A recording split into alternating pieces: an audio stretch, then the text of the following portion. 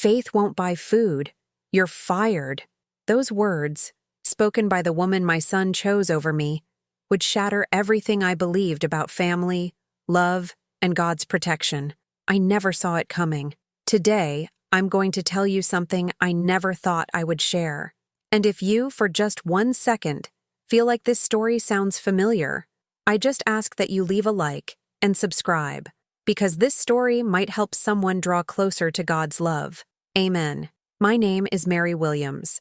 I'm 66 years old, and I live in a small town in Ohio where the church bells still ring every Sunday morning, where neighbors used to wave from their porches, and where I believed, truly believed, that if you loved others with all your heart, that love would come back to you tenfold.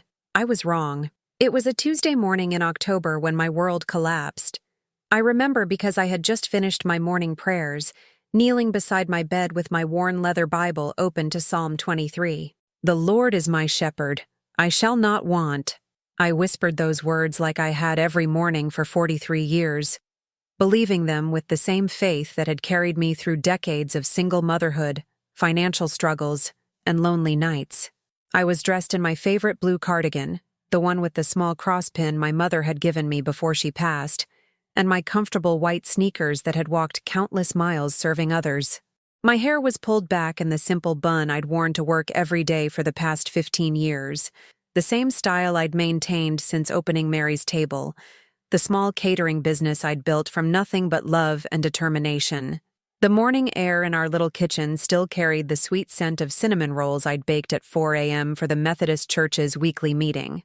Steam rose from the industrial-sized pots where I was preparing shepherd's pie for a local family's reunion. 120 people who trusted me to feed their loved ones with the same care I'd put into every meal I'd ever made. Mary's Table wasn't just a business to me. It was my ministry, my way of serving God through service to others. Every dish that left my kitchen carried a prayer. Every meal was prepared with the same love I'd poured into feeding my son Jacob when he was small. The walls were covered with thank you cards from families whose celebrations I'd made special, photos of weddings where my food had been part of their most precious memories, and scripture verses that reminded me daily that my work was holy work. "She that serves, serves the Lord," read the hand-painted sign above my prep station, words I'd lived by since the day I first held Jacob in my arms 34 years ago. Jacob, my beautiful boy who wasn't born from my body but was chosen by my heart in a way that felt more miraculous than any biological connection ever could. He'd been abandoned at the emergency room when he was just 11 months old, wrapped in a dirty blanket with no name, no history, no one to claim him. I was volunteering at the hospital that night, as I did every Tuesday, bringing coffee and homemade cookies to the nurses who worked the overnight shift. "Could you hold him for just a moment?" Nurse Angela had asked, her arms full with a medical emergency. "Just until we can get the social worker here." I took that tiny, perfect child into my arms, looked into his dark eyes that seemed to hold all the loneliness in the world, and felt my heart crack open with a love so fierce it took my breath away. He stopped crying the moment I held him, his small fist wrapping around my finger with surprising strength, and I heard God's voice as clearly as if he were sitting beside me in that sterile hospital room. "This is your son." I never let go. The legal process took 8 months, during which Jacob lived with me as a foster child while I prayed harder than I'd ever prayed for anything in my life. I worked double shifts at the diner, saved every penny for legal fees, attended every court hearing, and spent every evening on my knees begging God to let me keep this child who had already become the center of my universe. When the adoption was finalized, I held Jacob on the courthouse steps and promised him, and God, that I would love him, protect him, and provide for him with every breath in my body. I would be his mother in every way that mattered, and nothing would ever come between us. I built Mary's Table because I wanted to give Jacob something more than just survival. I wanted to give him legacy, purpose, a business that would someday be his if he wanted it. I named it after myself, but it was always meant for him. Every 16-hour day, every burned finger, every customer complaint, every small victory, all of it was for my son. The business grew slowly but steadily over the years. Jacob worked alongside me from the time he could safely handle a mixing spoon, learning the recipes that had been passed down through generations of women who knew that food was love made tangible.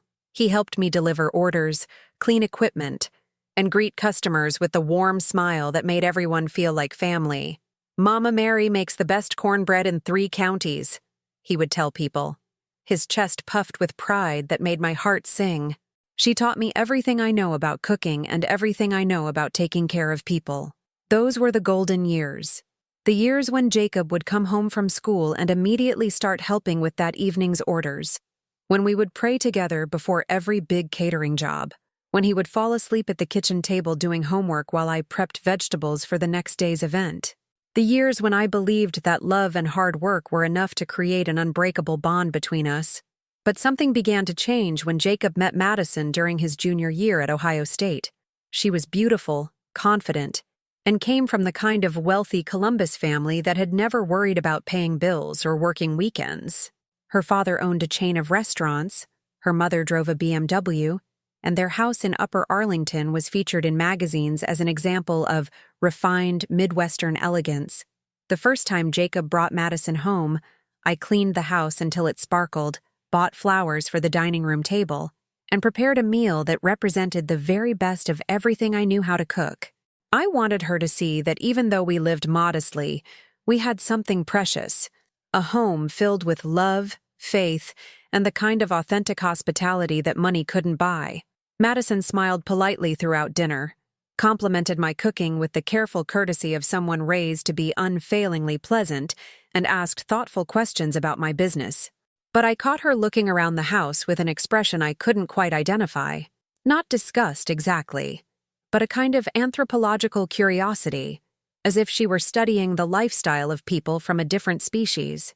When she noticed the large wooden cross hanging above our mantel, the same cross that had belonged to my grandmother and had blessed our home for over a decade, she laughed, a light, tinkling sound that somehow felt sharp around the edges. "Don't worry," she said to Jacob, squeezing his hand with casual ownership. "We'll modernize things eventually." Jacob laughed too, as if the symbols of faith that had shaped his entire life were suddenly embarrassing artifacts from a less sophisticated past. That laugh cut through me like a blade, but I smiled and offered Madison another helping of my famous peach cobbler, refusing to let her see how much her casual dismissal had wounded me. Over the following months, Madison became a more frequent presence in our lives and our business. She had studied marketing in college and claimed she could help us scale up Mary's Table, transform it from a small local operation into something with real commercial potential. Her suggestions were practical and intelligent: professional website, social media presence, streamlined operations, expanded menu offerings. Gradually, what had been my simple, prayer-centered ministry became a more sophisticated enterprise. We hired additional staff, invested in new equipment, and began catering larger events throughout Central Ohio. The business grew beyond anything I had ever imagined possible, bringing in more money than I had ever dreamed of earning. But somewhere in that growth, something precious was lost. The intimate family atmosphere that had defined Mary's Table began to change. Instead of personal relationships with customers who felt like extended family, we were serving strangers who knew us only through online reviews. Instead of praying over each meal, we were focused on efficiency and profit margins. Instead of working side by side with my son, I found myself managing employees who saw cooking as just another job rather than a calling. Jacob seemed to thrive in this new environment.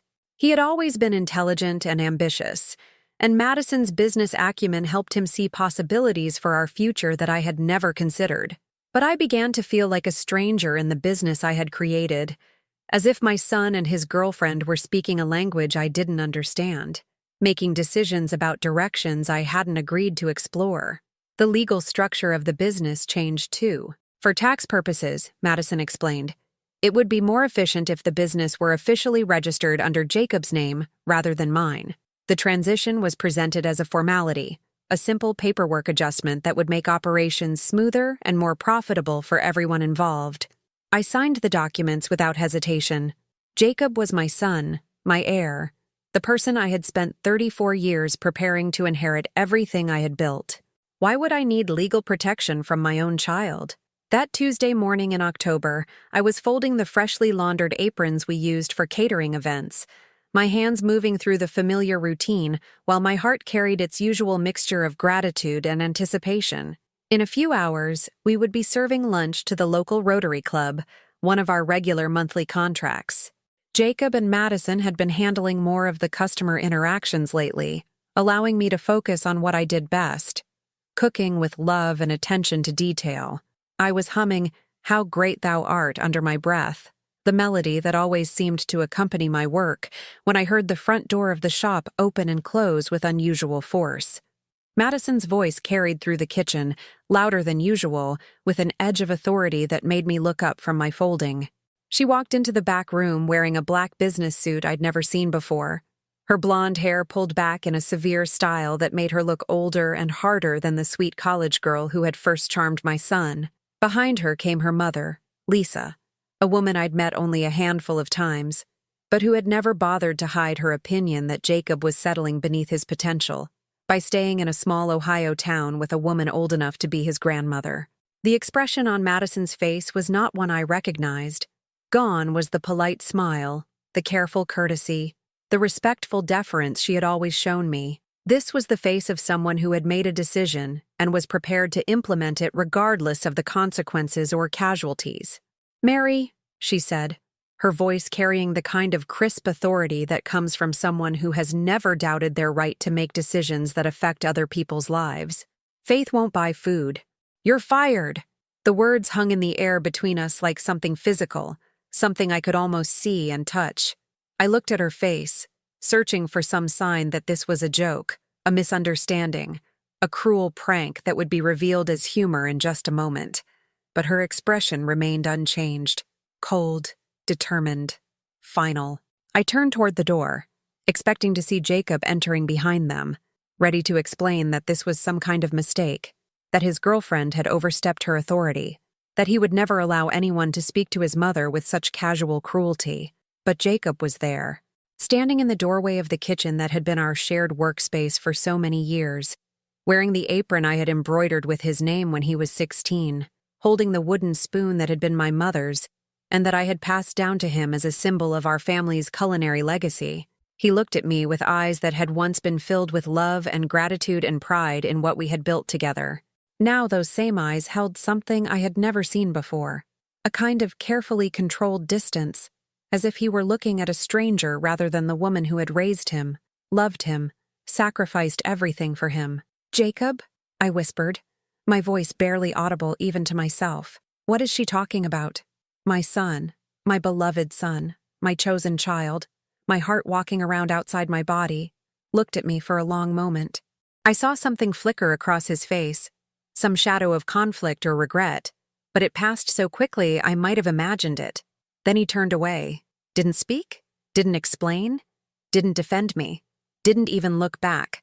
He just walked away, and in the silence that followed, I heard the sound of everything I had believed about love, family, and God's protection crashing down around me like glass. Standing there in that kitchen, watching my son walk away from me, I felt 34 years of memories flooding back like a dam had burst in my chest.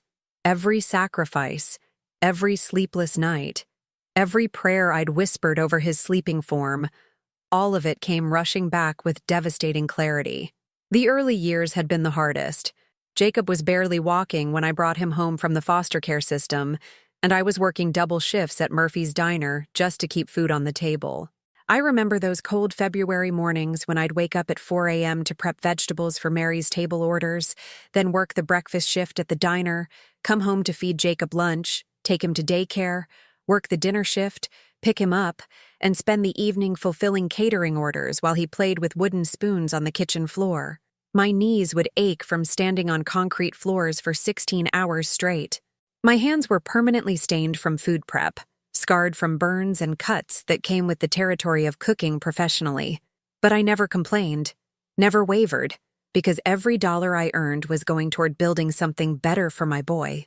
I remember the night Jacob got pneumonia when he was 3. The doctor bills were more than I made in 2 months, but I didn't hesitate. I took out a loan against my car, worked every extra shift I could find, and spent 3 nights sleeping in a hospital chair beside his bed, reading him Bible stories and singing hymns until his fever broke. "Jesus loves me, this I know," I would whisper into his dark hair, feeling his small body finally relax against mine, for the Bible tells me so. During those lean years, there were weeks when I ate nothing but peanut butter sandwiches so Jacob could have proper meals. Meat, vegetables, milk, everything a growing child needed. I told him I was on a special diet, that peanut butter was my favorite food, watching him smile and chatter about his day while I treasured every bite he took. When other children at his daycare had birthday parties at Chuck E. Cheese or fancy restaurants, I threw Jacob elaborate celebrations in our tiny kitchen, making homemade cakes decorated with whatever supplies I could afford. I created treasure hunts with prizes from the dollar store, organized games with neighborhood kids, and always made sure his birthdays felt magical even when our budget was non-existent. "This is the best party ever, Mama Mary," he would say, his face covered in chocolate frosting, and my heart would swell with the knowledge that love was indeed enough to create joy. I never missed a school event. Never. Even when it meant losing a day's wages, even when I had to show up in my work clothes still smelling like onions and garlic, even when other parents looked at me with mixture of pity and judgment. I was there for every Christmas pageant, every science fair, every parent-teacher conference, sitting in the front row with tears of pride streaming down my face. "Your mother really loves you," Jacob's third-grade teacher, Mrs. Henderson, told him one afternoon when I arrived straight from catering a funeral luncheon, still wearing my black dress and carrying the exhaustion of serving food to grieving families. "You're a very lucky boy." Jacob had looked up at me with such pure adoration that I forgot every ache in my body, every worry about unpaid bills, every moment of doubt about whether I was strong enough to give him the life he deserved. As Mary's table grew, I poured every penny back into expanding the business that I always saw as Jacob's inheritance. When we needed new equipment, I worked extra catering jobs to pay for it. When we had the opportunity to cater the mayor's daughter's wedding, a contract that could establish our reputation throughout the county, I borrowed money I didn't have to ensure we could handle the job perfectly. That wedding was a turning point. 300 guests, 7 courses, outdoor service in August heat that had me and my small crew working in conditions that would have defeated lesser cooks. But we pulled it off flawlessly, and the referrals that followed kept us booked solid for the next 2 years. "You did this, Mama," Jacob told me that night as we cleaned up the last of the serving dishes, both of us exhausted but exhilarated by our success. "You built something amazing." I kept every article written about Mary's table, every positive review, every thank you note from satisfied customers.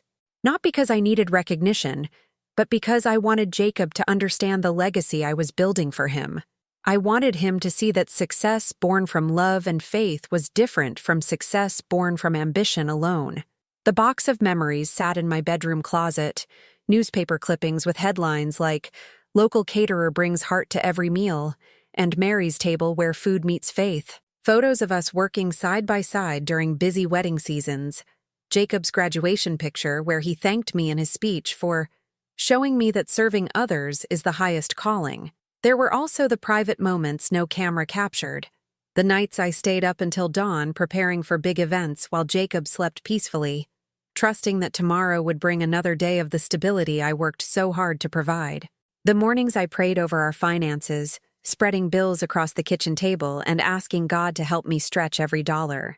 The afternoons I spent in my bedroom with my Bible, seeking guidance about business decisions and parenting challenges. "Lord, show me how to raise this boy to be a man of faith and character," I would pray, my worn Bible open to Proverbs. "Help me be the mother he needs, even when I don't know what I'm doing."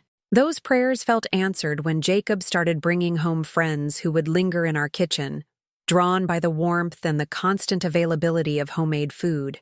Our house became the gathering place where teenagers felt safe to talk about their problems, their dreams, their struggles with growing up in a world that often felt harsh and uncertain. Mrs.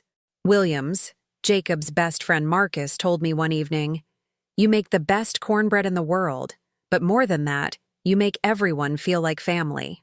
I treasured those words because they meant I was succeeding at the thing that mattered most, creating a home filled with love, faith, and open doors for anyone who needed a place to belong. When Jacob graduated high school as valedictorian, I sat in the audience wearing my best dress, a navy blue outfit I'd bought specifically for the occasion, and listened to him speak about the importance of hard work, integrity, and serving others. He looked directly at me during his speech and said, "I learned everything I know about being a good person from watching my mother love people through food and faith." The applause that followed felt like validation for every sacrifice, every sleepless night, every moment when I'd wondered if I was enough for this precious child God had placed in my care. But even during those golden years, I was giving more than I was receiving. When Jacob needed a car for college, I sold my grandmother's jewelry, pieces that had been in our family for generations, to make the down payment.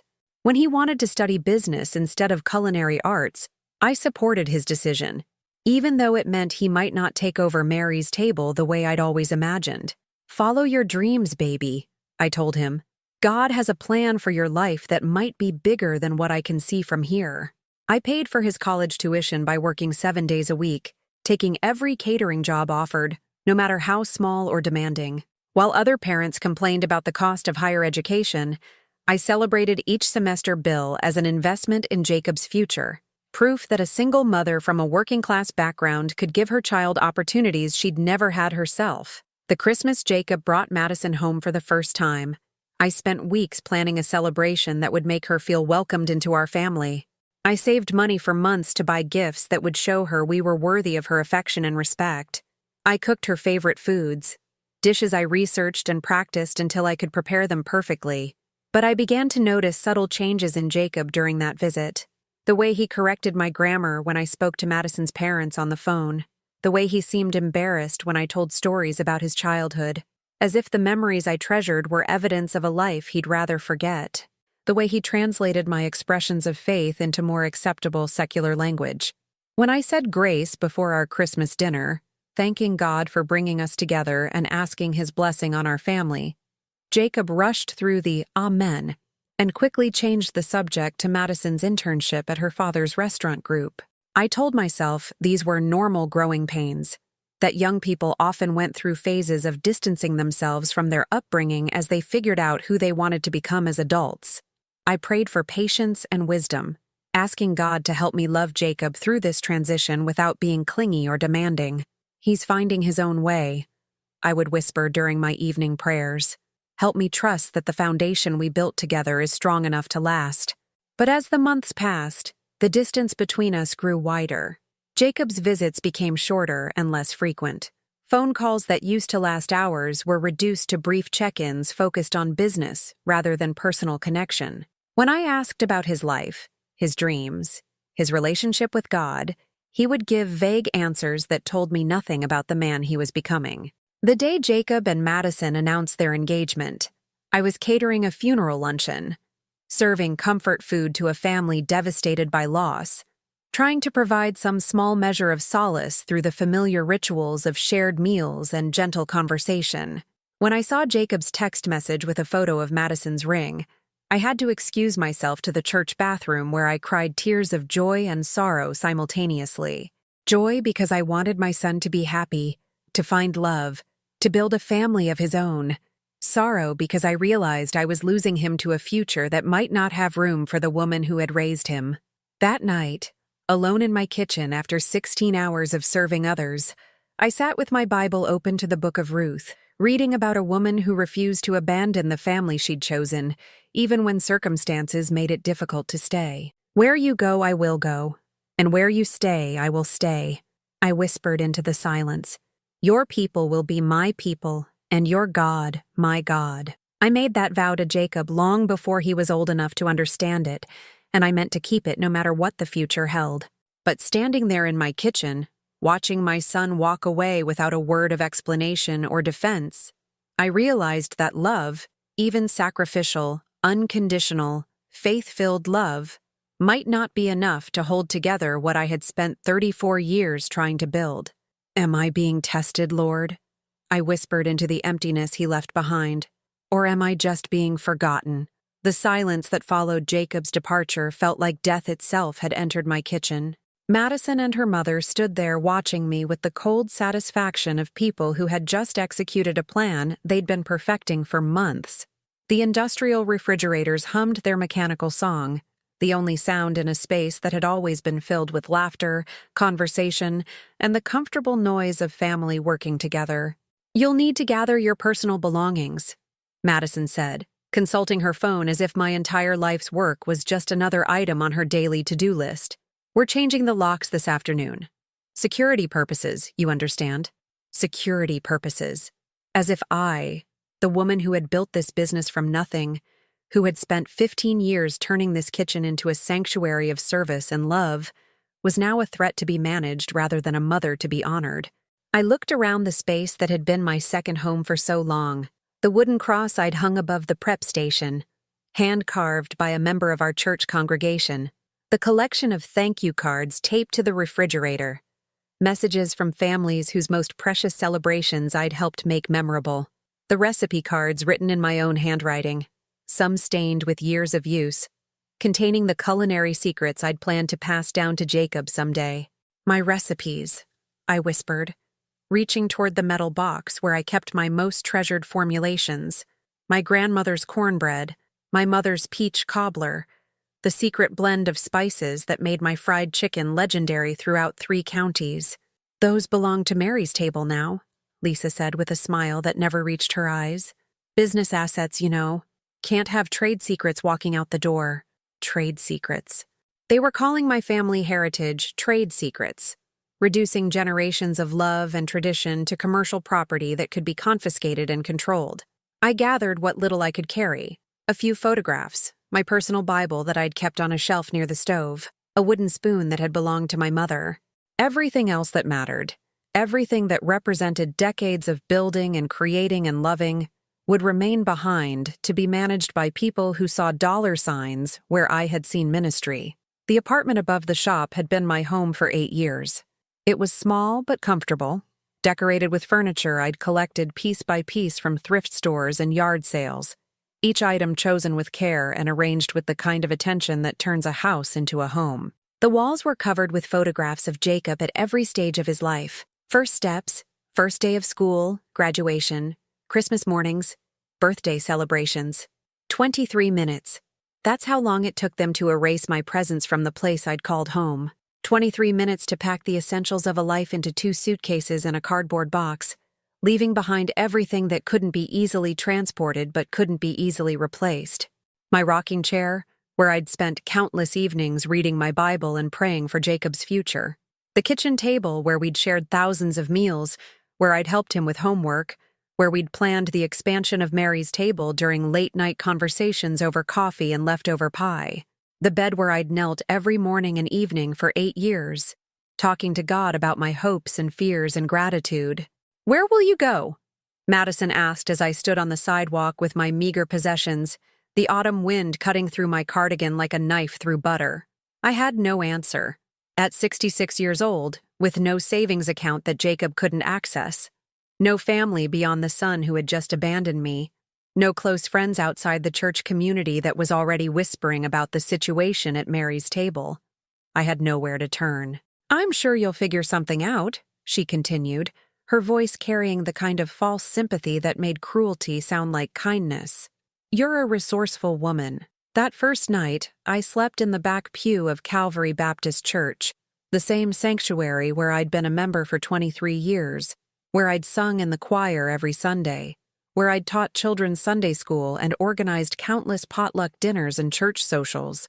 Pastor Williams had given me a key years ago when I volunteered to come in early to set up for events, and I prayed that God would forgive me for using his house as a homeless shelter. The wooden pew was harder than any bed I'd ever slept in, and the stained glass windows that looked so beautiful during Sunday morning services cast eerie shadows in the darkness. But I felt safer there than anywhere else, surrounded by the symbols of faith that had sustained me through every previous crisis in my life. I woke up before dawn to the sound of the janitor's keys jingling in the lock. Harold was a kind man in his 70s who'd been cleaning the church for as long as I'd been attending, and his face showed genuine shock when he found me there. "Mary, "What in the world are you doing here, honey?" I told him what had happened, watching his expression change from confusion to disbelief to something that looked like pity. He helped me gather my things and offered to let me stay at his house, but I could see the worry in his eyes. He was barely managing on his own fixed income and couldn't take on the responsibility of housing a displaced woman indefinitely. "I'll figure something out," I told him, the same words Madison had thrown at me, but coming from my own mouth they sounded more like prayer than promise. I spent that first day applying for jobs throughout town: the diner where I'd worked before starting Mary's Table, the grocery store, the hospital cafeteria, anywhere that might need someone with my experience. But word traveled fast in a small community, and everywhere I went, I could see the questions in people's eyes. Wasn't she the one who got fired from her own business? I heard there was some kind of family drama, something about her not being the boy's real mother. By the third day, I realized that Jacob and Madison hadn't just taken my business and my home. They'd taken my reputation as well. In a town where everyone knew everyone else's business, being cast out by your own family was worse than any scarlet letter. It suggested character flaws, secret sins, failures of judgment that made me unemployable in the eyes of people who had once respected me. I went to the church offices that Thursday morning, hoping Pastor Williams might have some suggestions for assistance programs or temporary housing options. The secretary, Janet Morrison, had been a friend for years. We'd worked together on countless church events, shared recipes, commiserated about the challenges of raising children in a world that seemed increasingly hostile to Christian values. But when I walked into the office, Janet barely looked up from her computer. "Is Pastor Williams available?" I asked. "I need to speak with him about a personal matter." "He's very busy this week," she replied, without making eye contact. "You could try calling for an appointment." An appointment? To speak with the pastor of the church where I'd been a faithful member for over 2 decades, where I'd tithed regularly even when money was tight, where I'd volunteered countless hours of service without ever asking for recognition or reward. I tried calling that afternoon, but the phone rang unanswered. I tried again the next day, and the day after that. Finally, Janet answered and told me the pastor would be tied up with church business for the foreseeable future. Church business. I was no longer considered part of the church business, apparently. Sunday morning came, and I sat in my usual pew wearing the same dress I'd worn to church for the past 3 Sundays. The only nice outfit I'd been able to pack in my hurried departure from the apartment. I sang the hymns I'd been singing since childhood, recited the prayers that had shaped my understanding of God's love, and waited for someone, anyone, to ask how I was doing. No one did. The congregation that had once greeted me with warm hugs and genuine interest in my life now offered polite nods and careful smiles that didn't reach their eyes.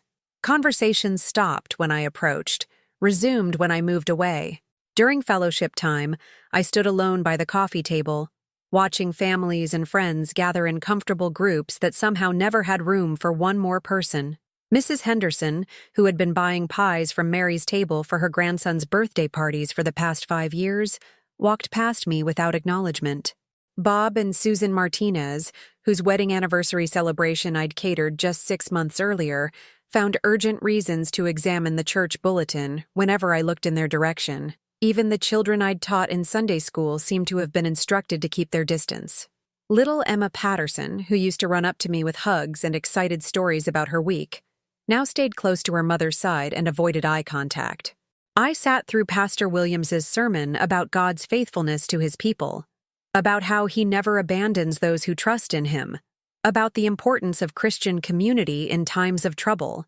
Every word felt like it was meant for everyone in that sanctuary except me. After the service, I approached the pastor at the back of the church where he always stood to greet congregants as they left. "Pastor Williams," I said, extending my hand with the kind of faith-filled hope that had carried me through every previous crisis. "I've been trying to reach you. I'm going through a difficult time and could really use some pastoral guidance."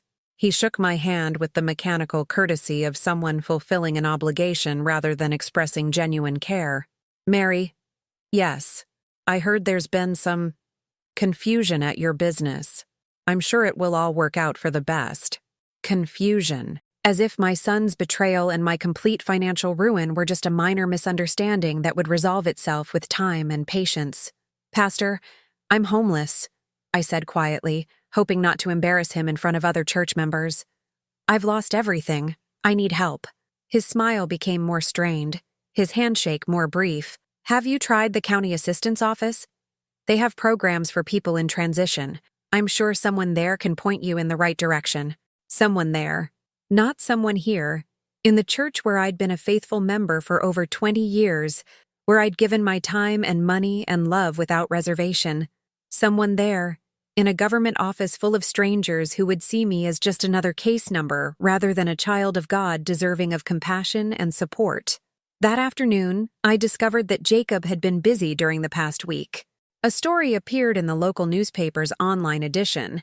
Not a front-page article, but buried in the lifestyle section where business announcements and social notes were typically published. "Local restaurant undergoes management changes," read the headline. The article described how Mary's Table had been restructured under new leadership and would be expanding its operations under the direction of experienced hospitality professionals Jacob Morrison and Madison Chen Morrison. Jacob had taken Madison's family name, officially severing even the legal connection between us. The boy I'd raised, whose adoption papers bore both our names, whose entire identity had been built on the foundation of our relationship, had literally erased me from his future. But it was the final paragraph that felt like a knife through my heart. "The previous operator, Mary Williams, has retired from the business to pursue other interests. We're grateful for her contributions over the years," said Morrison. "But we're excited to take the company in a new direction that better reflects our vision for professional excellence." Professional excellence. As if everything I'd built had been amateur hour. As if the love and care I'd poured into every meal had been obstacles to overcome rather than foundations to build upon.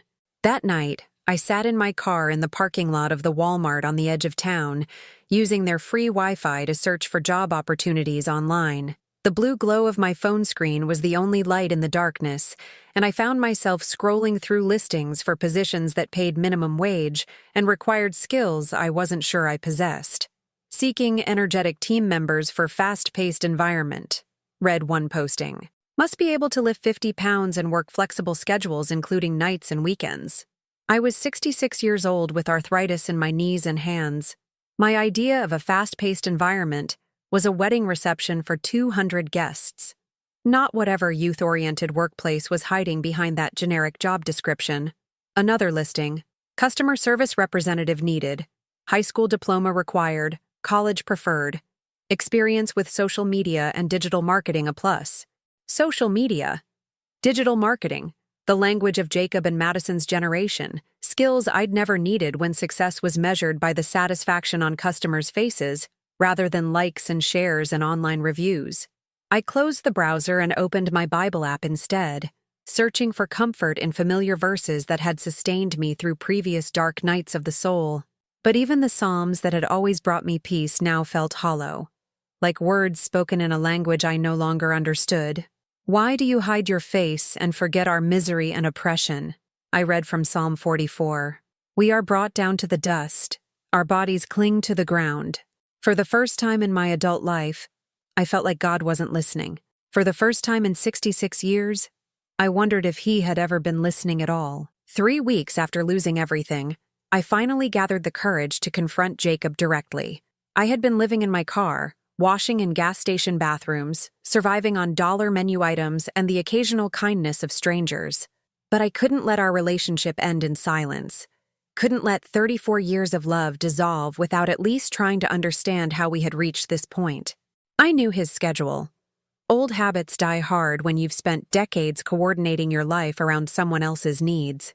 Every Tuesday evening, Jacob played basketball with his college friends at the community center gymnasium. I waited in the parking lot, watching through my windshield as he emerged from the building, laughing with teammates, looking happier and more carefree than I'd seen him in months. "Jacob," I called softly as he approached his car, the Honda I'd helped him buy when he graduated college, the same car I'd taught him to drive in the empty parking lot behind the church when he was 15. He froze when he heard my voice, his shoulders tensing as he turned to face me. In the harsh fluorescent light of the parking lot, I could see how much he'd changed in just 3 weeks. His face was thinner, his eyes shadowed with something that looked like guilt mixed with determination. Mary, not Mom or Mama Mary, just my first name, spoken with the careful distance of someone addressing a stranger. "What are you doing here?"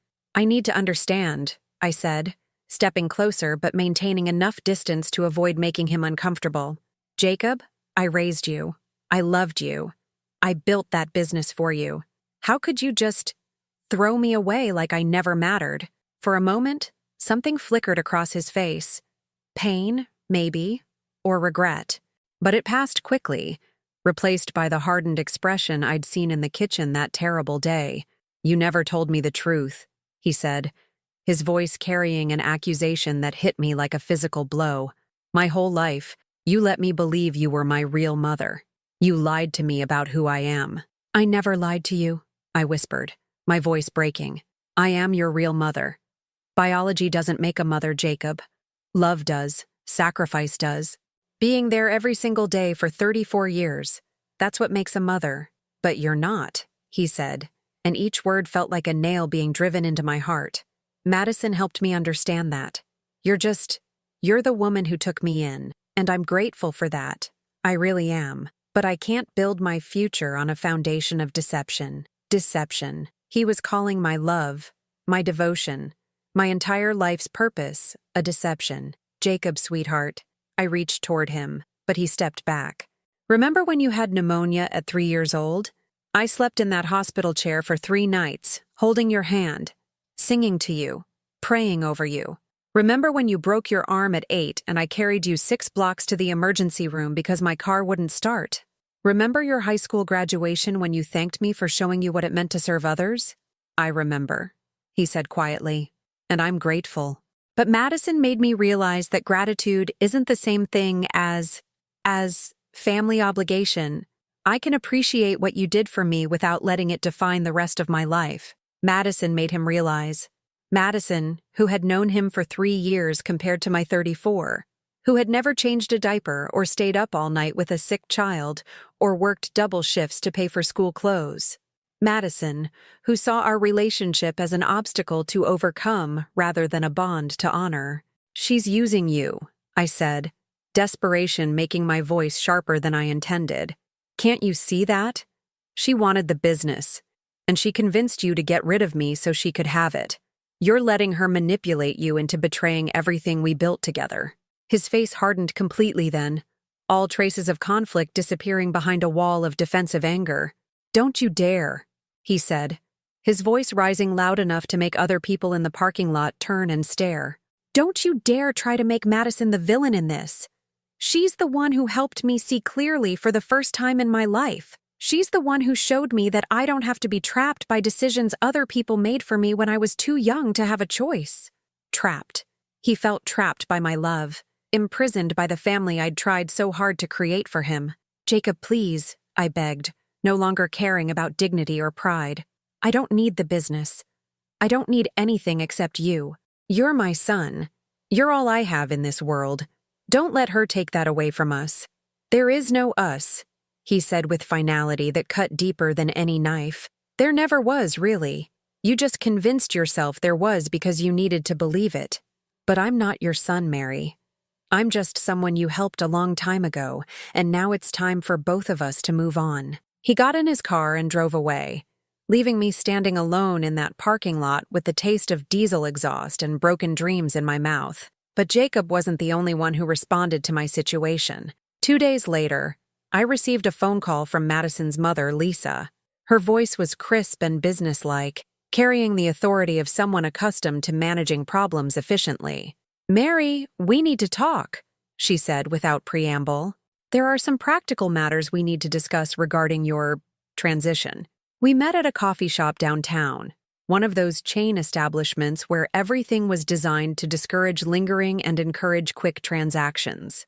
Lisa arrived precisely on time, dressed in an expensive suit that probably cost more than I'd spent on clothes in the past 5 years. She ordered a large latte with extra shots and multiple flavor additions.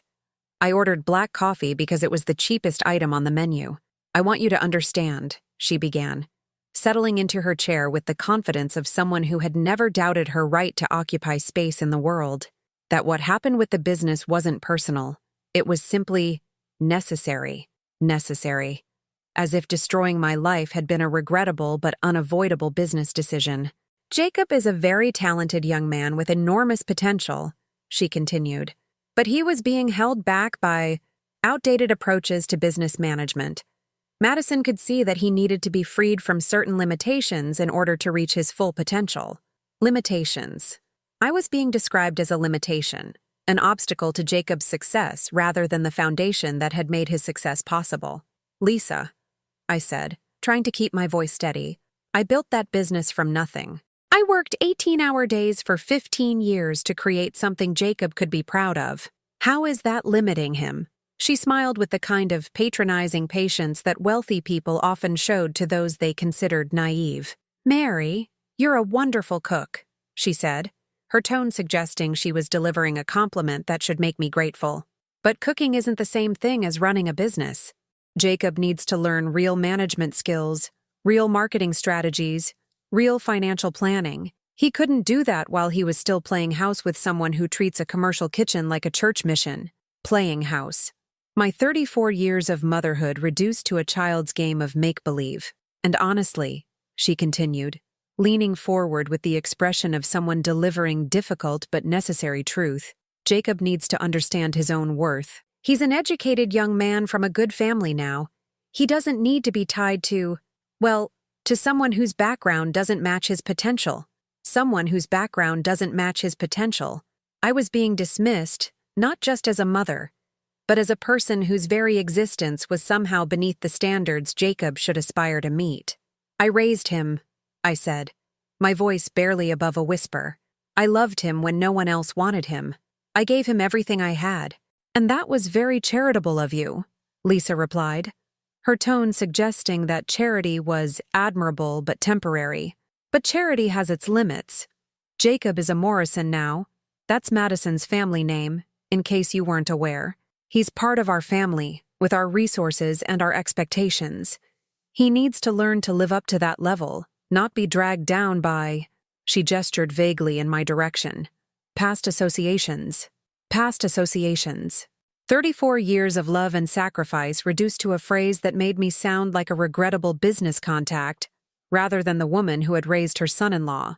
What do you want from me? I asked, suddenly exhausted by the effort of maintaining composure in the face of such casual cruelty. I want you to disappear, she said simply, quietly, without drama, without trying to interfere in Jacob's life or his marriage.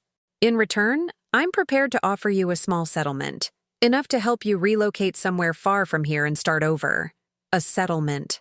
Like I was a problem to be solved with money rather than a human being deserving of basic respect. How much? I asked, not because I was considering her offer, but because I needed to understand just how little they thought my life was worth. $5,000, she said, sliding an envelope across the table. Cash. No strings attached, except that you agree to stay out of their lives permanently. $5,000. Less than Jacob's monthly business profit. Less than Madison spent on clothes in a year. Less than they probably paid for their wedding flowers. $5,000 to compensate me for losing my son, my business, my home, and my entire identity. And if I don't take it? I asked. Her smile became sharper, more predatory. Then things become more difficult for everyone involved. You see, Mary, there are questions about your relationship with Jacob that could become very uncomfortable if they were examined publicly. Questions about a woman who claimed a child that wasn't legally hers, who built a business using his name and his labor, who might have been taking advantage of his gratitude and his youth. She was threatening me. Threatening to twist the story of my love for Jacob into something sordid and exploitative. To turn my greatest joy into my greatest shame. I never took advantage of him, I said, my voice shaking with rage and hurt. I protected him. I provided for him. I loved him. I'm sure you believe that, Lisa replied with the kind of false sympathy that made her cruelty even more painful. But belief and reality aren't always the same thing, are they? And in a legal proceeding, it's reality that matters. documentation, evidence, testimony from objective witnesses. She was prepared to destroy me completely if I didn't cooperate with my own exile. She had the resources, the connections, the ruthless determination to turn my story of love into a cautionary tale about deception and manipulation. I took the envelope, not because I accepted her terms, but because I needed time to think, to pray, to figure out how to respond to this level of calculated evil. That night, parked behind a 24-hour laundromat where the security lights provided some sense of safety, I sat with the envelope in my lap and my Bible open on the passenger seat.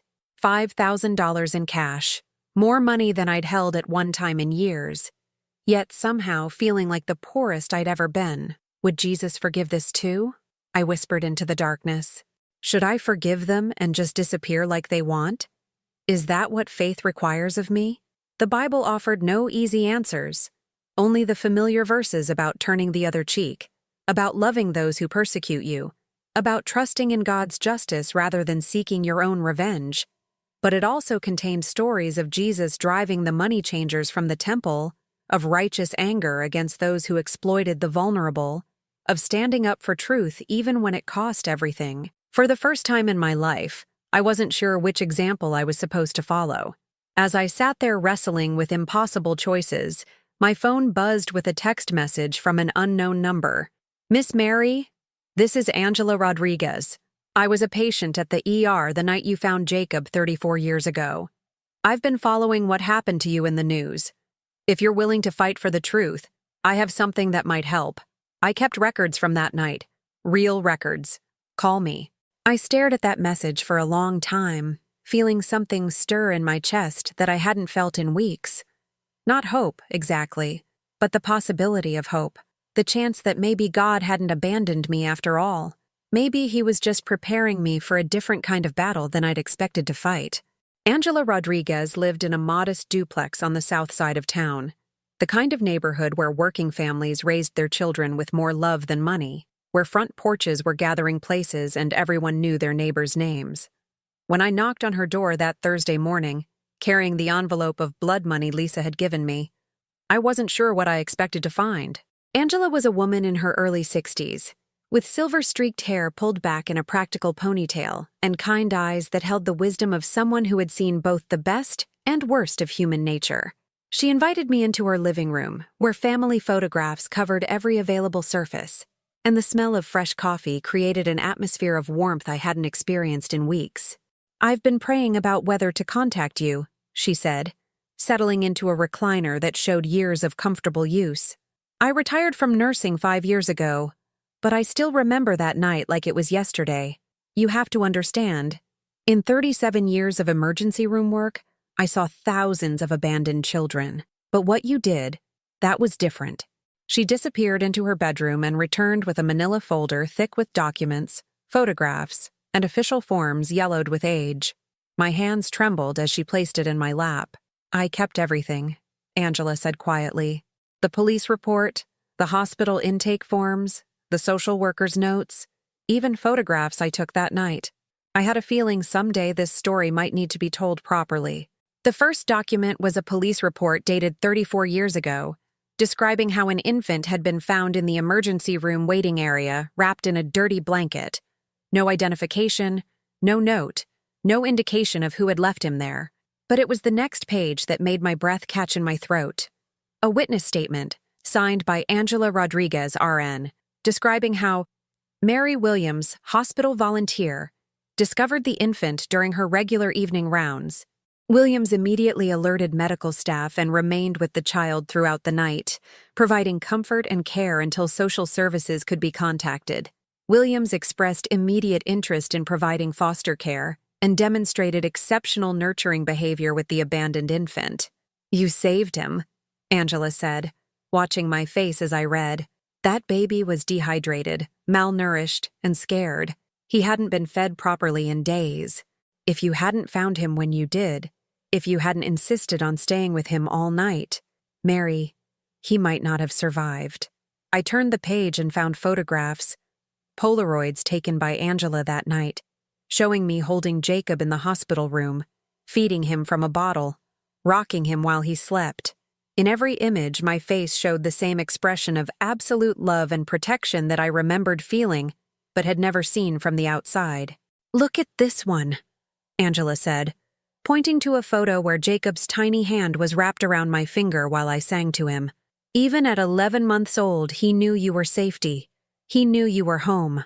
The social worker's notes were equally powerful, documenting my immediate commitment to caring for Jacob, my financial stability despite modest income, my character references from church members and community leaders. Page after page of official documentation proving that I hadn't stolen Jacob. I had rescued him, legally and lovingly adopted him, and given him the kind of childhood that every child deserved. "Why did you keep all this?" I asked, tears streaming down my face as I held the evidence of a love story I'd been forced to defend. "Because I knew what real love looked like," Angela said simply. "And I knew that sometimes the truth needs witnesses.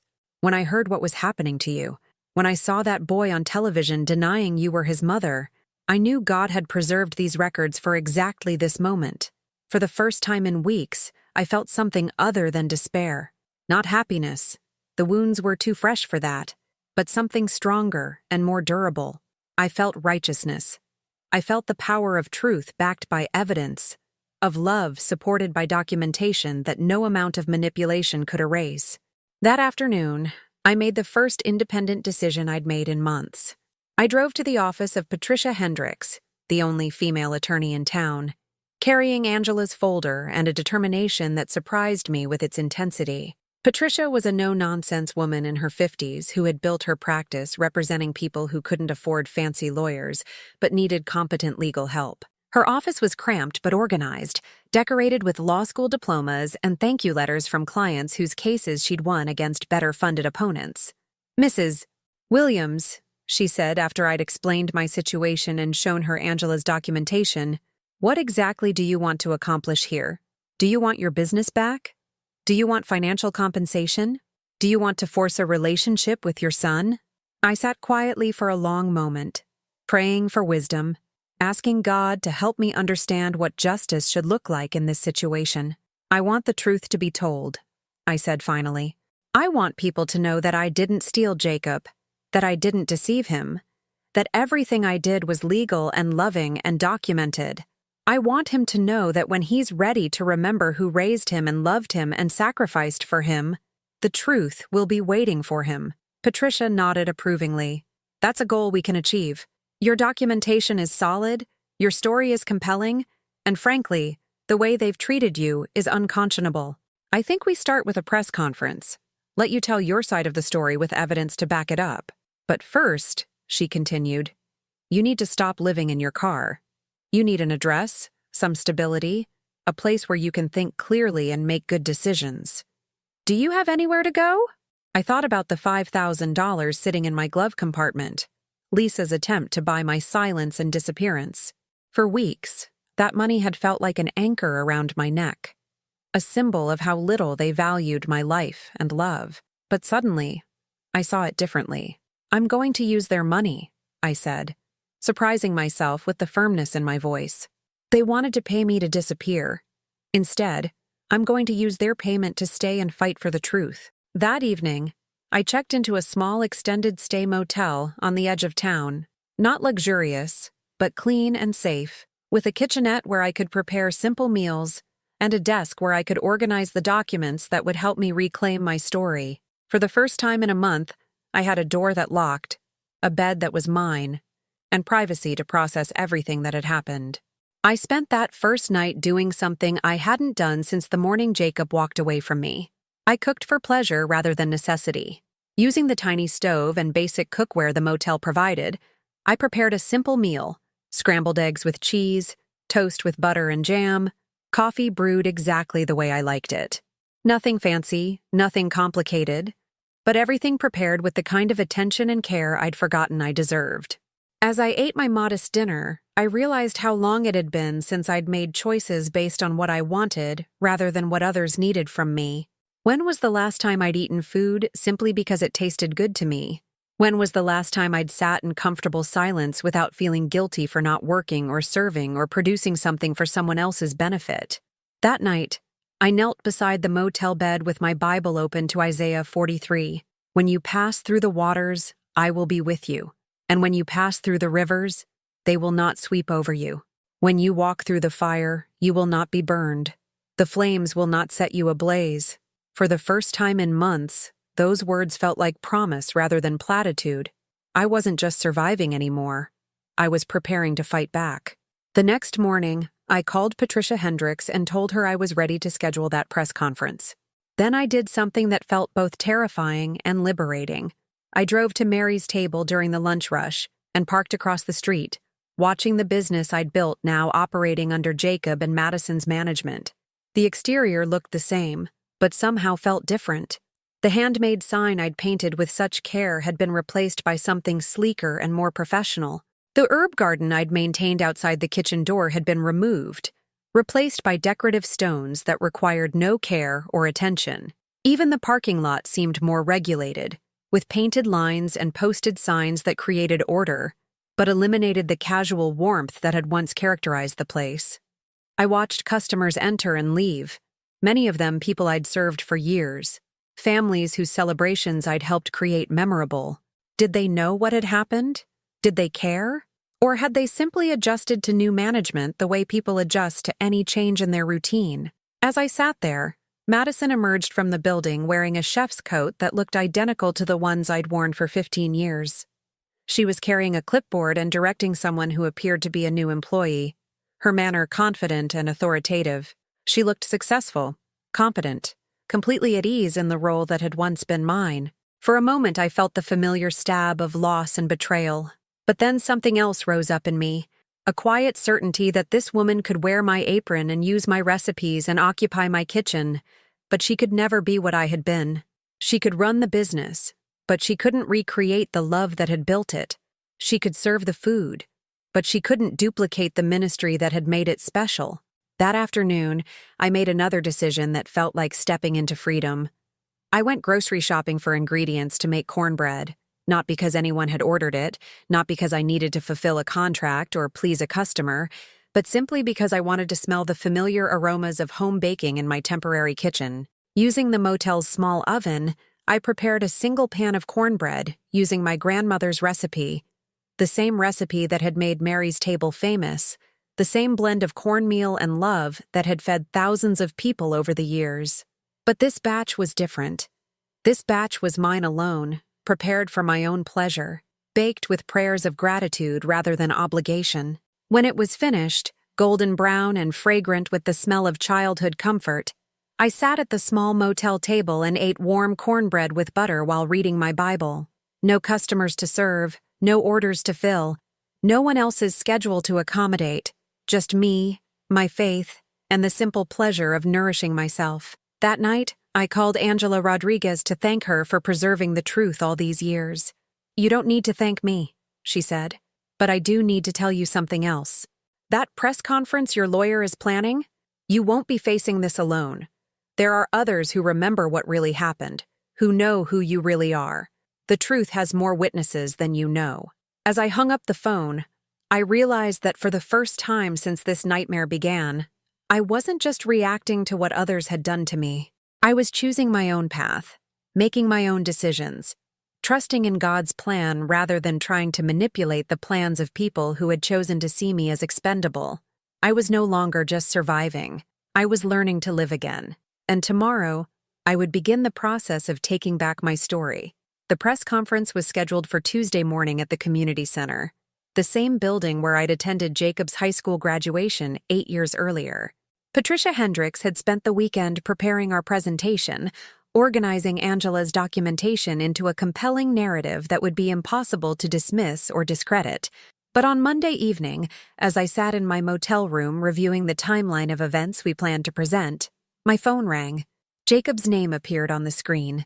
The first time he'd called me since that devastating night in the parking lot. "We need to talk," he said without preamble, his voice carrying a tension I'd never heard before. "All of us. Together. Tomorrow morning before whatever you're planning to do." "Jacob, please, Mary. Give us a chance to work this out privately. As a family." Family. The word he'd rejected so completely just weeks before. now offered as an olive branch or perhaps a trap. I closed my eyes and prayed for wisdom, asking God to help me discern whether this was genuine repentance or another manipulation. "Where?" I asked finally. "Mary's table, 8 o'clock, before we open for business." Mary's table. The place that had been my sanctuary, my ministry, my life's work. The place they'd stolen from me and renamed as their own achievement. The irony wasn't lost on me that they wanted to meet on ground they'd claimed as theirs to decide whether I deserved any recognition for having built it. I arrived at 7:45, parking in the spot that had been mine for 15 years. Walking through the entrance I'd unlocked thousands of times before. The interior looked different in ways both subtle and profound. Cleaner, more organized, but somehow lacking the warmth that had once made every customer feel like family. Jacob was already there, sitting at a corner table with Madison and Lisa. All three of them looked tired, stressed, as if they'd spent the previous night in difficult conversations. Jacob's eyes met mine as I entered, and for just a moment, I saw something that might have been regret. "Thank you for coming," Madison said, her voice more subdued than I'd ever heard it. "Please sit down." I remained standing, my purse containing Angela's documentation clutched firmly in my hands. I'd learned not to trust their invitations to make myself comfortable in spaces they now controlled. "What do you want?" I asked, proud of how steady my voice sounded despite the emotional chaos this confrontation was creating in my chest. Lisa leaned forward, her expression more calculating than conciliatory. "We want to resolve this situation before it becomes a public spectacle that damages everyone involved. Surely we can reach some kind of understanding that protects both your interests and ours." "My interests," I repeated slowly. "You mean my interest in not being portrayed as a liar and a kidnapper? My interest in having 34 years of love and sacrifice acknowledged rather than erased." "Mary, please," Jacob said, and there was something in his voice that sounded almost like the boy I'd raised. "We never said you were a kidnapper. We never said you didn't love me, but you have to understand our position. Madison and I are trying to build something together. Something that represents our vision for the future. We can't do that if we're constantly looking backward. So I'm the past you need to escape from," I said, the words coming out more calmly than I felt. 34 years of raising you, loving you, sacrificing for you. That's just baggage holding you back from your bright future. Madison shifted uncomfortably in her chair. "It's not that simple, Mary. Jacob has incredible potential. But he needs to be free to explore that potential without feeling guilty about obligations that were never his choice in the first place." Obligations. She was calling my love an obligation, my devotion a burden that Jacob needed to be liberated from in order to become the man she wanted him to be. "Jacob," I said, looking directly at my son while ignoring the women who had convinced him to betray everything we'd built together. "Do you remember the night you were 12? And you had that terrible nightmare about being abandoned again? You woke up crying, convinced that someone was going to come take you away from me." His face flushed, and he looked away. "Mary, don't— I held you for 2 hours that night," I continued, my voice growing stronger with each word. "I promised you that no one would ever separate us, that you were my son forever, that nothing in this world could change that. Do you remember what you said to me?" "Please stop," he whispered, but I could see the memory fighting its way through the walls Madison had helped him build. "You said, 'Mama Mary, even if I grow up and get married and have kids of my own, I'll never forget that you saved me. I'll never forget that you chose me when nobody else wanted me.' Those were your words, Jacob. Your promise to me." The silence that followed was deafening. Madison's face had gone pale. Lisa looked furious, and Jacob appeared to be struggling with emotions he'd been trying to suppress for months. "That was a long time ago," Madison said finally, her voice sharp with defensive anger. "People change. Children say things they don't understand the implications of. Jacob was just a scared kid trying to make you feel better." "No," I said, and my voice carried an authority I hadn't felt in months. "He was a child speaking truth from his heart, before you taught him to be ashamed of the woman who raised him." I opened my purse and pulled out one of Angela's photographs, the one showing me holding infant Jacob in the hospital, his tiny hand wrapped around my finger. both of us surrounded by the medical equipment that had helped save his life. "This is the night I found you," I said, placing the photograph on the table where all of them could see it. "You were 11 months old, abandoned, dehydrated, scared. I held you all night. I fed you. I comforted you.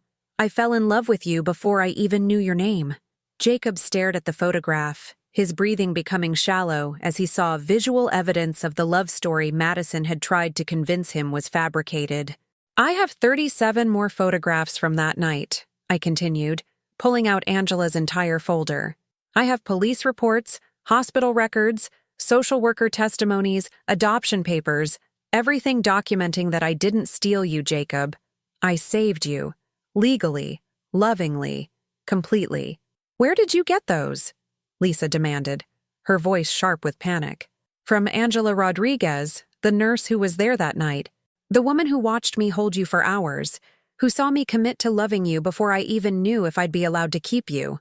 She preserved the truth for 34 years because she knew someday it might need to be told."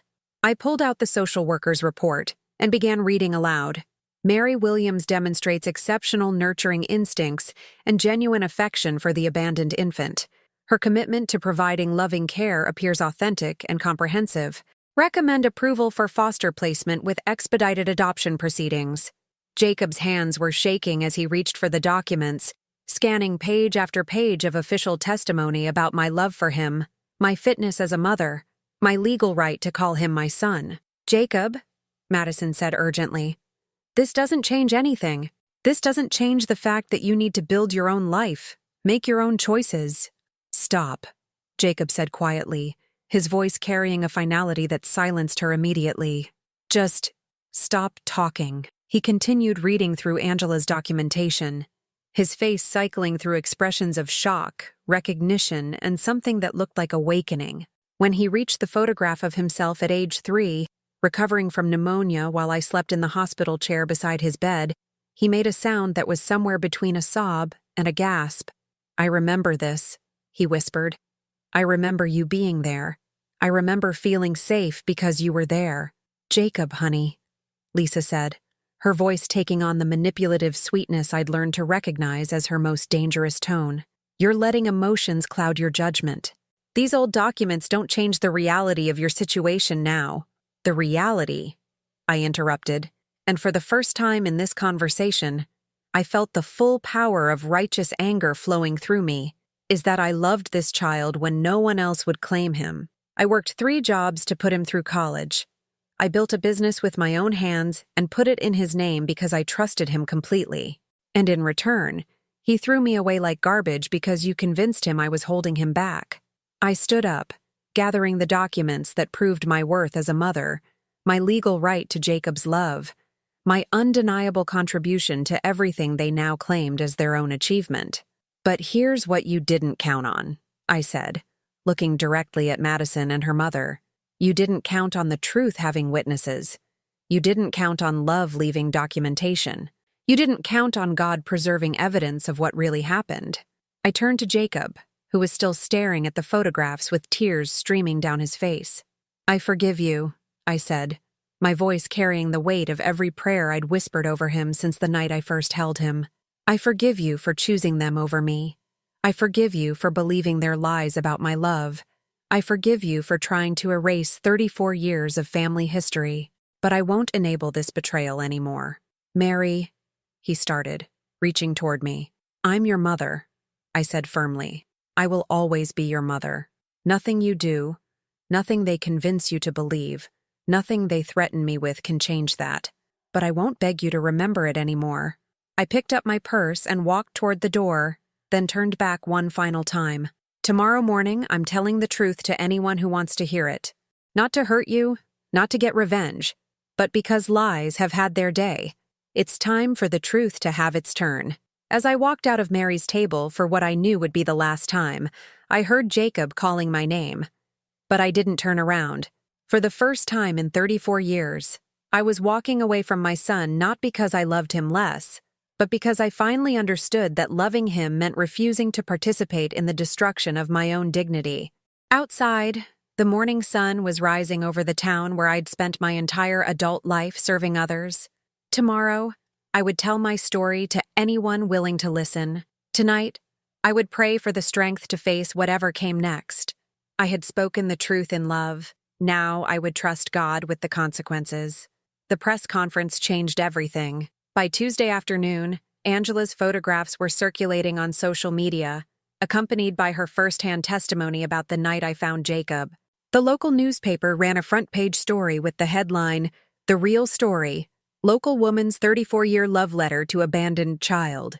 3 television stations picked up the story, and by evening, my phone was ringing with calls from reporters, supporters, and people who wanted to share their own stories of adoption, abandonment, and the complicated nature of family love. But the most meaningful response came from an unexpected source. Martha Fleming, the director of Crossroads Women's Ministry, a faith-based organization I'd never heard of located 2 towns over in Springfield. "Mrs. Williams," she said when she called Wednesday morning, "I've been following your story, and I believe God is calling our ministry to partner with you in something special. Would you be willing to meet with me this afternoon?" Crossroads Women's Ministry operated out of a converted warehouse on the edge of Springfield, transformed into a welcoming space with comfortable seating areas, a commercial kitchen, and meeting rooms designed for both intimate conversations and larger gatherings. Martha Fleming was a woman in her early 50s, with the kind of gentle strength that comes from weathering personal storms and emerging with deeper compassion for others' struggles. "We work with women who've experienced betrayal, abandonment, or rejection by family members," she explained as she showed me around the facility. "Many of them are older women whose adult children have cut them out of their lives, often at the influence of spouses or financial considerations. They feel invisible, worthless, forgotten." As she spoke, I realized she was describing my exact experience with a precision that felt almost supernatural. "We've been praying for someone to help us expand our culinary therapy program," Martha continued, leading me into the commercial kitchen. "Someone who understands that cooking can be ministry, that feeding people is a form of love that transcends words. When I saw your story, I knew God was answering our prayers." The kitchen was smaller than what I'd worked with at Mary's table, but it was beautifully designed with modern equipment and plenty of space for multiple people to work comfortably. Sunlight streamed through large windows, and I could envision the warmth and fellowship that could be created in this space. "What exactly are you offering?" I asked, afraid to hope too much after so many disappointments. "A job, first of all," Martha said with a smile. "Director of Culinary Ministry, with a salary that would allow you to rent a decent apartment and rebuild your financial stability. But more than that, we're offering you the chance to use your gifts in service of women who need exactly what you have to offer, the knowledge that they matter, that their love has value, that God sees their worth even when their families don't." For the first time in months, I felt tears of joy rather than sorrow. "When would you need me to start?" "How about Monday?" Martha laughed. "I have a feeling you're ready for a fresh beginning." That weekend, I moved out of the extended stay motel and into a small but cheerful apartment in Springfield. It was a 1-bedroom unit in a complex designed for seniors, with a kitchen window that looked out onto a community garden and neighbors who actually spoke to each other in the hallways. After months of uncertainty, I had an address again, a place that belonged to me, walls I could decorate with my own photographs and memories. The first thing I unpacked was my Bible, placing it on the small table beside my bed where it had always lived. The second thing was the framed photograph of infant Jacob in my arms at the hospital, not because I was clinging to the past, but because I refused to be ashamed of the love that had defined my life for 34 years. My first day at Crossroads, I met the women who would become both my students and my teachers. There was Dorothy, 72, whose daughter had moved across the country after marrying a man who disapproved of Dorothy's old-fashioned religious beliefs. Sandra, 68, whose son had gained control of her finances and placed her in a nursing home against her will before she managed to escape and seek legal help. Patricia, 65, whose 3 adult children had divided up her possessions while she was in the hospital recovering from surgery, leaving her homeless and betrayed. Each woman carried wounds similar to mine, stories of love given freely and repaid with rejection, of sacrifice rewarded with abandonment. But in our shared pain, we found something precious. The understanding that our worth wasn't determined by how others treated us, but by how God saw us and how we chose to see ourselves. "Ladies," I said on that first Monday morning as we gathered in the kitchen to begin our cooking session, "we're going to do something radical today. We're going to cook for ourselves. Not for ungrateful children, not for family members who take us for granted, not for people who see our service as obligation rather than gift. Today, we cook because we deserve nourishment, because we are daughters of the King, because our own hearts are worthy of the love we've spent lifetimes giving to others." We started with something simple: homemade chicken soup, prepared with the kind of attention and care we'd once reserved for special occasions and honored guests.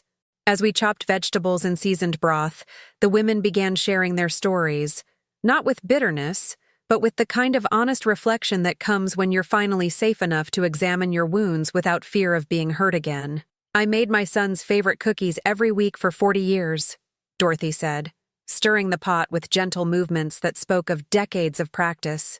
"Even after he moved away, I'd mail them to him every month. When his wife decided I was interfering in their marriage, he asked me to stop. That was 5 years ago. I haven't baked cookies since." "Today," I said, putting my arm around her shoulders, "we're making your cookies, not for him, but for us. Because those recipes represent your love, your skill, your heritage, and no one has the right to take that away from you." By the end of that first week, our little kitchen had become something magical. Women who had arrived withdrawn and defeated were laughing together, sharing recipes, planning meals for their own enjoyment rather than anyone else's approval. The simple act of cooking for themselves, of treating their own hunger as worthy of attention, had begun to restore something essential that family rejection had tried to destroy. But God had even bigger plans than I had imagined. 2 weeks into my work at Crossroads, Martha approached me with an idea that took my breath away. "Mary," she said, "what would you think about starting a catering business right here? Not to compete with commercial operations, but to provide employment and purpose for women who've been told they're too old, too damaged, too insignificant to contribute anything meaningful to the world." The idea was brilliant in its simplicity. We would call it Abundant Grace Catering, and we would specialize in events for churches, community organizations, and celebration that honored family love rather than exploiting it. Our staff would be women over 50 who had been discarded by families or employers, women who understood that good food prepared with love could heal hearts and create hope. "We'll start small," Martha explained. "Maybe 1 or 2 events per month. The women can work as much or as little as they want, earning money while rebuilding their confidence and their sense of purpose." Within a month, we had our first contract, a golden wedding anniversary celebration for a couple at Springfield Community Church whose children lived too far away to help organize the event. 50 guests, a simple menu of comfort foods prepared with the kind of attention that makes every bite feel like a blessing. Dorothy, Sandra, Patricia, and I worked together for 3 days preparing that meal, and when we served it, something beautiful happened. The elderly couple whose anniversary we were celebrating kept thanking us not just for the food, but for the obvious love that had gone into its preparation. "You ladies remind me of my mother's generation," the husband said with tears in his eyes. "Women who understood that feeding people was a sacred trust, that hospitality was a form of worship." His words struck something deep in all of us. We weren't just cooking food. We were preserving traditions, honoring the wisdom of women who had understood that nourishment of the body was inseparable from nourishment of the soul. Word spread quickly through the community.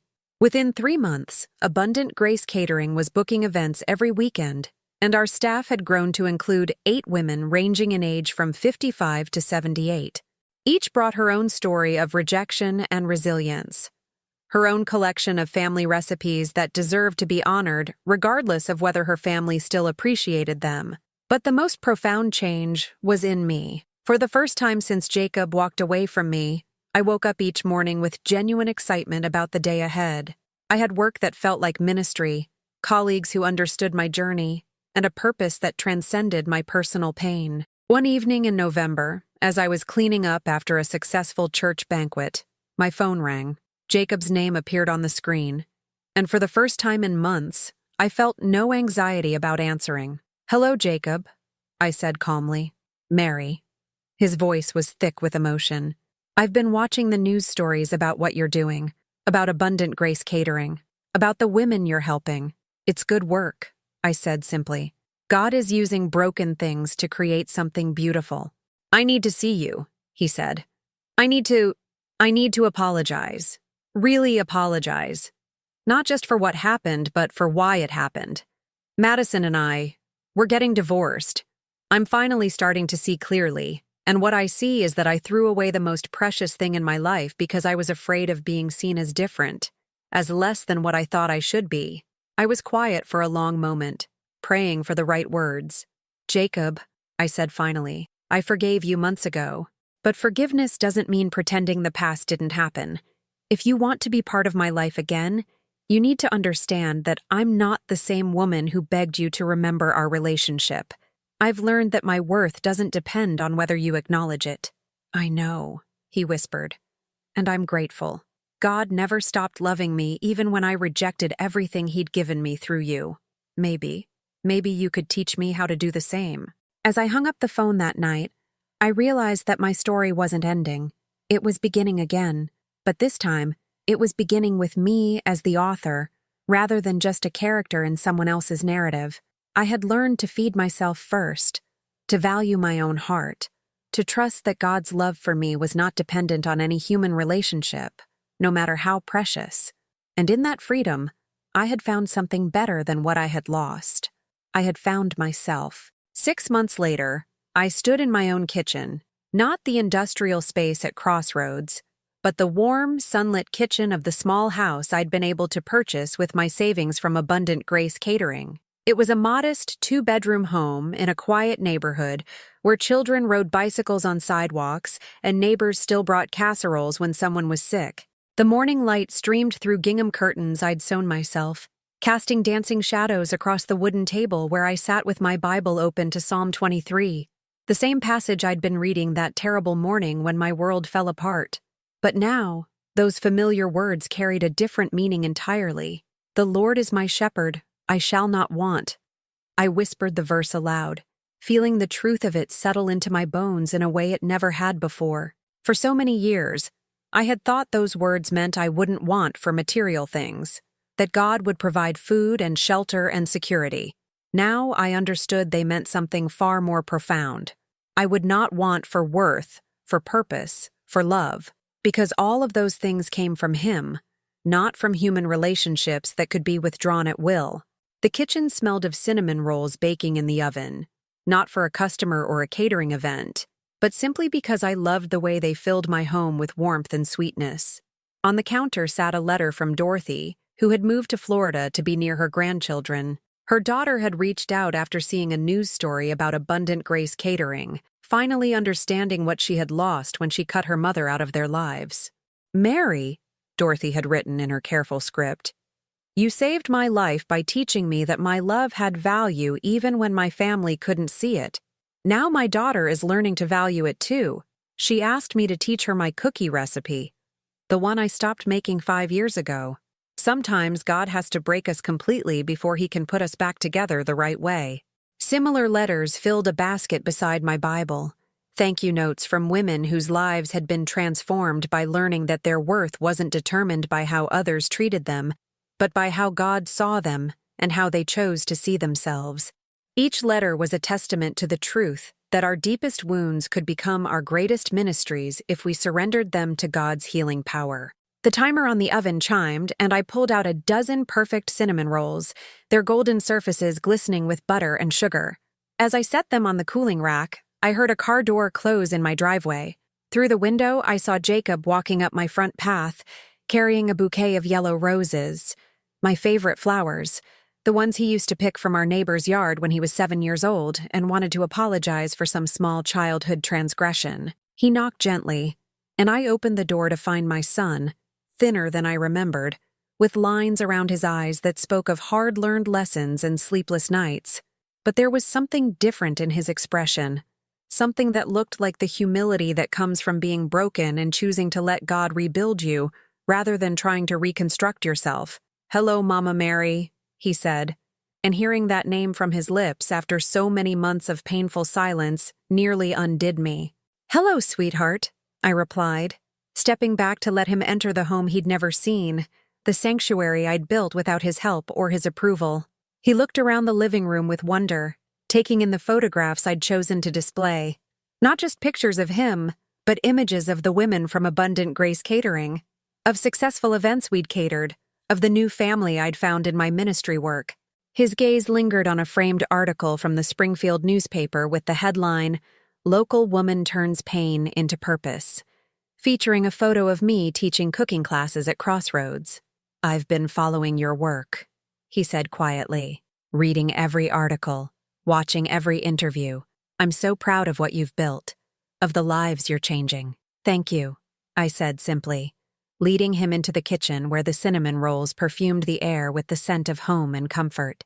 "Would you like some coffee?" As I poured 2 cups of coffee, his with cream, the way I'd been preparing it for him since he was 12, I noticed his hands shaking slightly as he reached for the mug. "Mary," he began, then stopped himself. "Mama Mary, I need you to know that leaving you was the worst mistake of my life, not just because of what I lost, but because of who I became when I let fear and pride convince me to reject the woman who raised me." I sat across from him at the table where I'd eaten so many solitary meals, praying for this moment, while learning not to need it for my happiness. "Madison and I are divorced," he continued. Her mother convinced her that she was too good for a man who couldn't completely cut ties with his past. "It turns out that Lisa's version of love is just as conditional as—" He paused, struggling with the words, "as what I offered you." I reached across the table and covered his hand with mine, feeling the familiar warmth of his skin, the calluses that came from working in kitchens, the evidence that he was still, in some ways, the boy I'd raised. "Jacob," I said gently, "I need you to understand something. When I lost you, I thought I was losing everything, but God used that loss to show me who I was beyond being your mother. He used my brokenness to help other broken women find their worth. He turned my deepest wound into my greatest ministry." Tears were streaming down his face now, and he made no effort to hide them. "I know. I see what he's done through you. I see the woman you've become, stronger, more confident, more yourself than you ever were when you were trying to be everything to me. That's the gift of being discarded by someone you love," I said, surprised by the peace in my own voice. "It forces you to discover that you're not discardable, that your value doesn't depend on whether others can see it." We sat in comfortable silence for a moment, sipping coffee and letting the weight of forgiveness settle between us like a warm blanket. "I want to earn my way back into your life," Jacob said finally. "Not as the center of your world, but as part of it.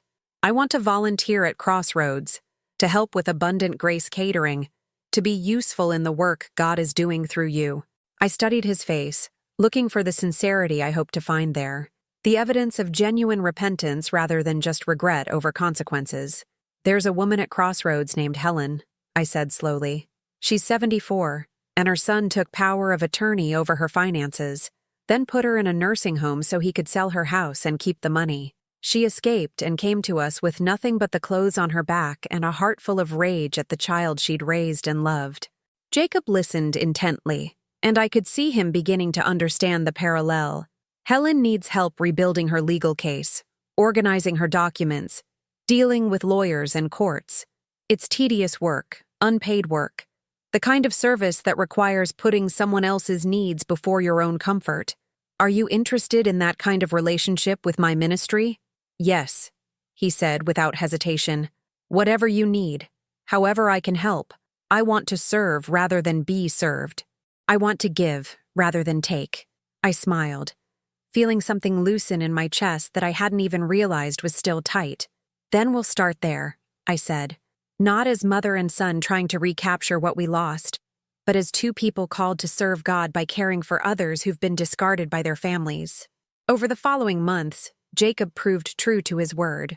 He spent his evenings at Crossroads, helping elderly women navigate legal systems that often seemed designed to confuse and discourage them. He drove Helen to court appointments, organized her paperwork, and sat with her during depositions where she had to relive the betrayal of her son's greed and manipulation. Watching him work with these wounded women, I saw the man I had always hoped he would become, not because of my training or expectations, but because he had chosen to let God rebuild his character from the ground up.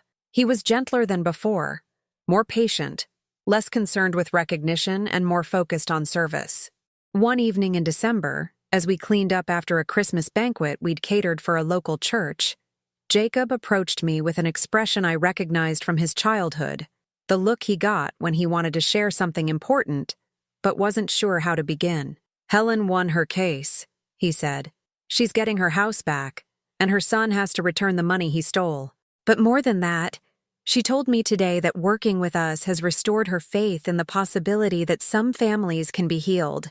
"That's wonderful news," I said, truly happy for Helen's victory. "But the thing is," Jacob continued, "she asked me something that I couldn't answer. She asked me why my mother was helping other people rebuild relationships with their children when she couldn't rebuild her own relationship with her son." I stopped wiping down the counter and turned to face him fully. "Jacob, I know what you're going to say," he interrupted gently, "that we have rebuilt our relationship, that we're working together, that we've found forgiveness and peace. And all of that is true, but Helen made me realize that I've never properly acknowledged what I took from you, or properly asked for what I want to receive." He knelt beside my chair, taking my hands in his the way he had done as a small child when he wanted my complete attention. "Mama Mary," he said, his voice thick with emotion, "you are my mother, not my foster mother, not my adoptive mother, not the woman who raised me. You are my mother, period. You chose me when no one else wanted me. You loved me when I was unlovable. You sacrificed for me, prayed for me, believed in me, even when I stopped believing in myself." The tears I'd been holding back for months finally came, but they were tears of joy rather than sorrow. "Will you forgive me?" he asked, "not just for what I did, but for how long it took me to remember who I am and who you are. Will you let me be your son again?" "Oh, sweetheart," I whispered, pulling him into the same embrace I'd given him that first night in the hospital 35 years ago. "You never stopped being my son. You just forgot for a while." As we held each other in my kitchen, surrounded by the evidence of the life I'd built from the ashes of our broken relationship, I felt the complete restoration that only God can provide. Not just the return of my son, but the return of myself, stronger, wiser, more confident in my worth than I had ever been before. That night, as I knelt beside my bed for evening prayers, I opened my Bible to Isaiah 61. "He has sent me to bind up the brokenhearted, to proclaim freedom for the captives and release from darkness for the prisoners, to proclaim the year of the Lord's favor, to bestow on them a crown of beauty instead of ashes, the oil of joy instead of mourning, a garment of praise instead of a spirit of despair." For 34 years, I had loved Jacob with everything I had. For 6 months, I had learned to love myself with the same devotion. Now, by God's grace, I could do both. Love him as my precious son while knowing that my worth was not dependent on his love in return. This is what restoration looks like. Not the return of what was lost, but the creation of something better than what existed before. Have you ever experienced the kind of betrayal that forced you to discover your own worth? Have you watched God turn your deepest wound into your greatest ministry? I'd love to hear how faith helped you, or someone you know find strength in the darkest moments. If this story touched your heart, please leave a like and subscribe to this channel so this message can reach someone who needs to hear it today. Sometimes God uses our stories to heal hearts we'll never meet. May God bless everyone who's been through something like this, everyone who's discovering their worth beyond human relationships, everyone who's learning that His love is the only love that never fails. In Jesus' name, amen.